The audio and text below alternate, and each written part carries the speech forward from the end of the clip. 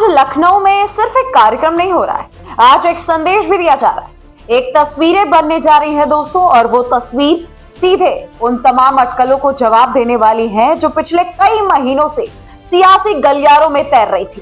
कहा जा रहा था कि यूपी बीजेपी के भीतर खींचातानी है, ये भी अटकलें आ रही थी और ये भी सुना जा रहा था कि योगी और केशव में दूरी है। ब्रजेश पाठक अलग लाइन पर है, लेकिन यूपी दिवस का मंच आज इन सब दावों पर फुल स्टॉप लगाने जा रहा है, क्योंकि आज यूपी दिवस के मौके पर लखनऊ के राष्ट्र प्रेरणा स्थल से जो तस्वीरें निकलेंगी, उसमें एक तरफ देश के गृह मंत्री अमित शाह होंगे और दूसरे तरफ एक साथ खड़े होंगे मुख्यमंत्री योगी आदित्यनाथ, डिप्टी सीएम केशव प्रसाद मौर्य और डिप्टी सीएम ब्रजेश पाठक। यानी साफ संदेश, बीजेपी में मतभेद नहीं, मजबूती है, और दूरी नहीं, रणनीतिक एकजुटता है। नमस्कार, आप देख रहे हैं बात कई चौक और मैं हूं आपके साथ करीना। हाजिर हूं एक बार फिर से आपके बीच एक नए वीडियो को लेकर के। दोस्तों, आज बात हम उत्तर प्रदेश के स्थापना दिवस यानी कि यूपी दिवस की करेंगे, लेकिन सिर्फ सांस्कृतिक कार्यक्रम की नहीं, बल्कि आज की उस कहानी की जिसने राजनीति के उस साइलेंट मैसेज की जो इस मंच से पूरे देश तक खुल करके जाएगी। लखनऊ के वसंत कुंज स्थित राष्ट्रीय प्रेरणा स्थल में 3 दिन तक चलने वाले इस यूपी दिवस समारोह का शुभारंभ खुद केंद्रीय गृह मंत्री अमित शाह करने जा रहे हैं। ये कोई साधारण सी उपस्थिति नहीं है। अमित शाह का किसी राज्य के कार्यक्रम में आना हमेशा से संगठनात्मक और राजनीतिक संकेत लेकर के आता है। 2024 के बाद 2027 की तैयारी और यूपी बीजेपी पूरी तरह से एकजुट। पिछले दिनों लगातार ऐसी खबरें उड़ाई जा रही थी कि यूपी सरकार के भीतर तालमेल की कमी है। कभी संगठन बनाम सरकार की बातें, तो कभी डिप्टी सीएम बनाम सीएम की कहानियां। लेकिन बीजेपी की राजनीति में जवाब बयान से नहीं, मंच से दिया जाता है, और आज वही होने जा रहा है। अब अमित शाह के सामने योगी आदित्यनाथ, केशव प्रसाद मौर्य और ब्रजेश पाठक एक साथ कार्यक्रम में मौजूद होंगे, तो संदेश कार्यकर्ताओं से लेकर के विपक्ष तक सबको जाएगा कि यूपी में बीजेपी की टीम एक ही दिशा में काम कर रही है। अब जरा हम आपको कार्यक्रम की भव्यता भी समझा देते हैं। दोस्तों, हम आपको बताएं कि यूपी दिवस सिर्फ एक औपचारिकता नहीं है, ये उत्तर प्रदेश की सांस्कृतिक शक्ति, विकास यात्रा और राजनीतिक स्थिरता का प्रदर्शन भी है। प्रशासन ने बड़े स्तर पर तैयारियां की। लखनऊ में यातायात व्यवस्था को लेकर के 11 प्रमुख मार्गों पर ट्रैफिक डायवर्जन लागू कर दिया गया है। सुबह 8 बजे से कार्यक्रम खत्म होने तक ये व्यवस्था लागू रहेगी। मलिहाबाद, मुजासा, छंदोइया बाईपास, तिकोनिया तिराहा, भिठौली, दुबग्गा, मोहनी रोड, लगभग पूरा आउटर लखनऊ इस सुरक्षा प्लान का हिस्सा है। लेकिन व्यवस्था ऐसी बनाई गई है कि आम लोगों को परेशानी ना हो। इमरजेंसी सेवाएं हैं जैसे एम्बुलेंस, दमकल, शव वाहन, स्कूल वाहन, इन सबको छुट्टी रहेगी।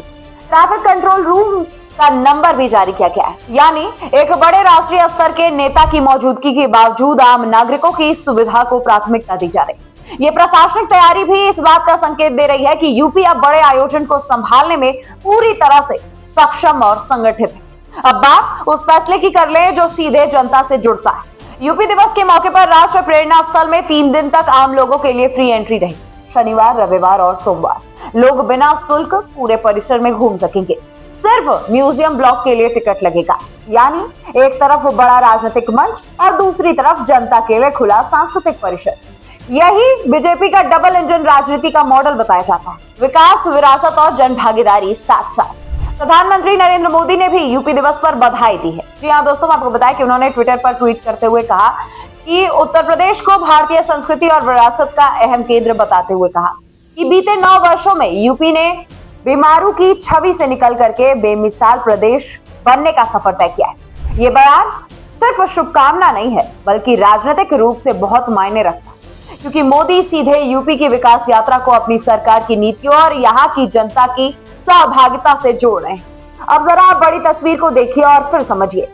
दोस्तों, एक ही मंच पर अमित शाह, सामने उनके योगी सरकार, साथ में दोनों डिप्टी सीएम और बैकग्राउंड में विकास प्लस विरासत प्लस स्थिर नेतृत्व का बड़ा सा नैरेटिव। ये सिर्फ यूपी दिवस नहीं, ये बीजेपी का पावर शो भी है। ये कार्यकर्ताओं को संदेश जाएगा कि कोई भ्रम न फैलाए, नेतृत्व एक है।